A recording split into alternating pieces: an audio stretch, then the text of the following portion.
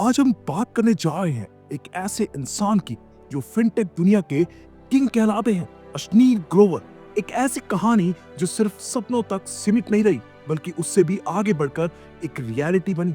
अशनीर ग्रोवर की 900 करोड़ की प्रॉपर्टी और उनका फिनटेक एम्पायर हर किसी के लिए एक इंस्पिरेशन है। लेकिन क्या आप जानते हैं कि ये सफर कितना मुश्किल था? क्या चैलेंजेस और स्ट्रगल्स उन्होंने फेस किए? चलिए इस वीडियो में हम उनके इस इंस्पायरिंग सफर को डिटेल में समझने की कोशिश करते हैं। अशनीर ग्रोवर का नाम आज फिनटेक इंडस्ट्री में किसी इंट्रोडक्शन का मोहताज नहीं, लेकिन हर बड़े सफर की तरह उनका सफर भी आसान नहीं था। फिनटेक जैसे कॉम्पिटिटिव और डिसरप्टिव इकोसिस्टम में अपने लिए एक जगह बनाना कोई मजाक नहीं। अशनीर को शुरू से ही रिजेक्शन और स्केप्टिसिज्म का सामना करना पड़ा। जब इन्वेस्टर्स और पीयर्स को उनकी विजन पर यकीन नहीं था, तब उन्होंने अपने सपने के लिए लड़ना छोड़ा नहीं।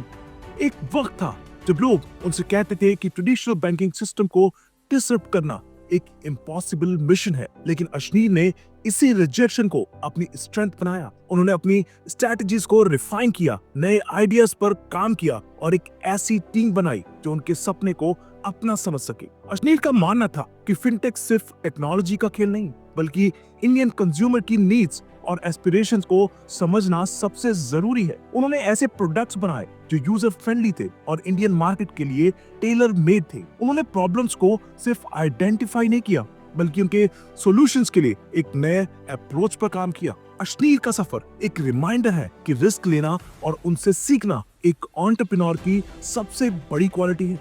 जब उन्होंने अपने स्टार्टअप को स्केल करना शुरू किया, तब नए चैलेंजेस उनका इंतजार कर रहे थे। रेगुलेटरी रिक्वायरमेंट्स का ध्यान रखना और बिजनेस को स्केल करते रहना फिनटेक इंडस्ट्री में एक बड़ी अचीवमेंट है। लेकिन अशनीर का एक ही फोकस था, डिसरप्शन के जरिए नए बेंचमार्क्स सेट करना। अशनीर ग्रोवर की एंटरप्रेन्योरियल जर्नी दिल्ली के एक सिंपल बैकग्राउंड से शुरू हुई। कॉमर्स और फाइनेंस के प्रति उनकी लगन उन्होंने स्कूल और कॉलेज के टाइम पे ही दिखाई। अपनी पढ़ाई खत्म करने के बाद उन्होंने कई बड़े एमएनसीज में काम किया, जहां से उनका फाइनेंशियल वर्ल्ड का एक्सपोजर और अंडरस्टैंडिंग और गहरा हुआ। लेकिन उनका मन हमेशा अपना कुछ करने की तरफ था। उन्होंने अपनी जर्नी के शुरुआती दिनों में कई गलतियां की, लेकिन उन गलतियों से सीखना और अपने आइडियाज को रिफाइन करना उनकी सबसे बड़ी स्ट्रेंथ थी। उन्होंने अपनी टीम में सिर्फ टैलेंटेड लोग नहीं बल्कि उन लोगों को चुना जो उनकी विजन को समझते थे और उसके लिए डेडिकेशन से काम करते थे। अशनीर के लिए उनकी सबसे बड़ी ब्रेक थ्रू तब आई जब उनका स्टार्टअप मेन स्ट्रीम मीडिया और इन्वेस्टर्स की नजर में आया।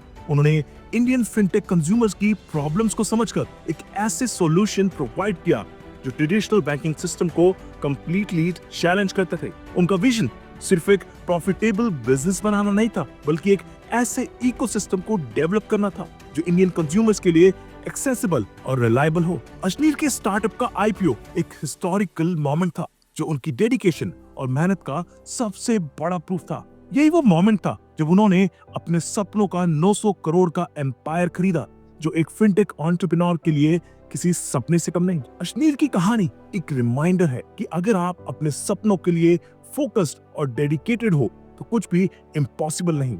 तो दोस्तों, आपको अशनीर ग्रोवर की जर्नी कैसी लगी? क्या आप उनके सफर से कुछ सीखने के लिए रेडी हैं? अपने थॉट्स कमेंट सेक्शन में जरूर शेयर करें।